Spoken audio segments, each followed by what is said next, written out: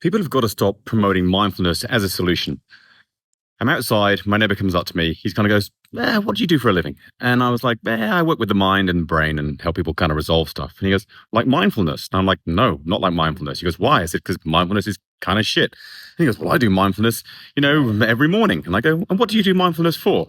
And he goes, for my anxiety. And I go, and how long have you had anxiety for? He goes, 20 years. And I said, and so you've been doing mindfulness for 15 years? And he goes, yes. And I said, so you've been doing mindfulness for 15 years to cope with your anxiety, but it hasn't resolved your anxiety. Is that correct? And he goes, yeah. And I said, and that's why what I do is completely different, because I'm in the business of resolving things. I used to have terrible anxiety. I used to have OCD. I used to pick my skin till I bled. I was a fucking disaster.